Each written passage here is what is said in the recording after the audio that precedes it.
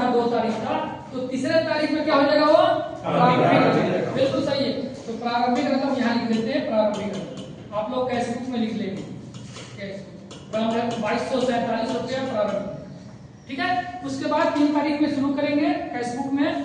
तो दूध खरीद फिर आ गया, तो दूध खरीद खाता इधर लिख देंगे। दूध खरीद खाता सुबह में 96 लीटर, शाम में 102 लीटर, दोनों का रुपया पैसा जोड़ के कहा कितना हो जाएगा बताइए, कितना हो जाएगा? 4000 हो जाएगा। ठीक, तो 4000 हो जाएगा। ठीक, 4000 हो गया। अब इसका पैसा दिया नहीं है मैंने, ये तो इधर लिख देंगे दूध उत्पादक उधार खाता, दूध उत्पादक उधार खाता लिख देंगे। लिख के इसका 3/5/2024 का बकाया लिख के छोड़ देंगे। तो स्थानीय दूध बिक्री खाता सुबह 6 लीटर 24 रुपए के दर से लिखा जाएगा। ये 140 रुपया आसान है ये, क्योंकि पिछला दिन भी था ये चीज। आगे देखिए सुधा दाना बिक्री, पिछला दिन में सुधा दाना खरीद किए थे और अब क्या कर रहे हैं, 3 तारीख को सुधा दाना बिक्री करेंगे। तो बिक्री किधर लिखाएगा? बोलिए, जमा साइड। बिल्कुल सही है, जमा साइड लिखा। तो जमा साइड में सुधा दाना बिक्री लिख दीजिएगा और विवरण लिखेगा 140 किलो 4 रुपया 20 पैसा के दर से 588 रुपया लिख देंगे। ठीक है। अब आइए प्रबंध कार्य कमेटी की बैठक हुआ।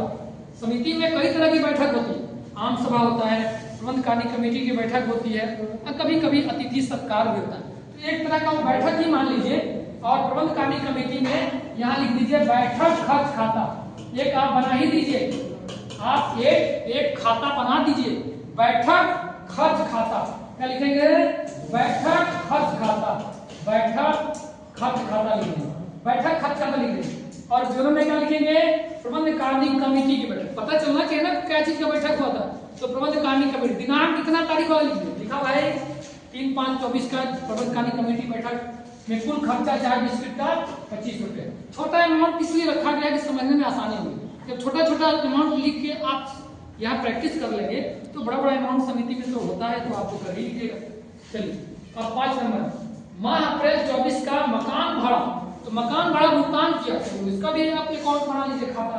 मकान भाड़ा खाता, मकान भाड़ा खर्च खाता, मकान भाड़ा खर्च खाता।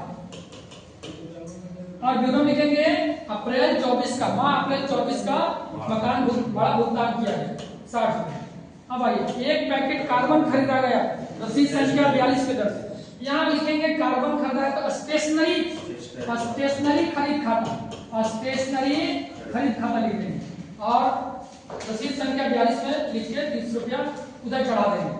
माह अप्रैल महीना में 24 में सैंपल दूध बिक्री। सैंपल जो होता है समिति में जो डिब्बा में दूध लिया जाता है, वो सैंपल को हम लोग टेस्ट करने के बाद बिक्री भी करते हैं। जो बिक्री करते हैं उसको हम लोग यहाँ सैंपल दूध बिक्री जमा में लिखते हैं। ये समिति का क्या है? सैंपल दूध बिक्री समिति का क्या है? आमदनी का स्रोत है। आमदनी के स्रोत में आपको पढ़ाया गया होगा कि स्थानीय दूध बिक्री आमदनी का स्रोत है। फिर आपका ये सैंपल दूध बिक्री, सुधा दाना बिक्री, ये सब कई तरह की जो बिक्री समिति में होता है वो समिति के आमदनी का स्रोत है। यही जो है आगे चलकर हिसाब किताब करने के बाद जो पैसा बचता है शुद्ध लाभ, वो बोनस के रूप में बांटा जाता है। ठीक है। तो बोनस बनाने के लिए सिखाएंगे। पहले भी स्थानीय सैंपल दूध बिक्री लिख देते। तो सैंपल दूध बिक्री 60 लीटर, कीमत 240 रुपए। माह अप्रैल 24 में पेपर बिल भुगतान। अरे पेपर बिल जो है समिति में कई तरह का पत्रिका आता है, पेपर आता है, देखो इसका अकाउंट बना दीजिए, इसका खाता बना दीजिए, पत्रिका खर्च खाता, पत्रिका खर्च खाता, पत्रिका खर्च खाता लिखिए, पत्रिका खर्च खाता। और माह अप्रैल 24 का भुगतान किया गया तो पता चल जाएगा कैश बुक में। जो भी ऑडिटर या कोई भी कैश बुक को चेक करने आएगा ये पता चलेगा कि पाई का उसने लिख रखा है। पेपर का भुगतान किया तो अपने से तो नहीं किए, समिति का पैसा खर्च किए हैं, तो वो माह अप्रैल का पेपर का भुगतान हो गया और ये 150 रुपया भुगतान का। फिर से वही काम, इधर जमा साइड में सारा रकम को जोड़ लीजिए और जोड़ने के बाद इधर नामे साइड में ले आइए, फिर नामे साइड में ऊपर से जोड़ लीजिए और जोड़ने के बाद जो है ये बीच वाला इधर से घटाइएगा तो यह अंतिम रकम होगा। अंतिम रकम कितना आया है 3 तारीख को जी? 2954 अंतिम रकम आया है। ये 2954 जो 3 तारीख अंतिम रकम आया है, 4 तारीख में अगला दिन जो हम लिखेंगे कैश बुक, उसके लिए प्रारंभिक रकम हो जाएगा।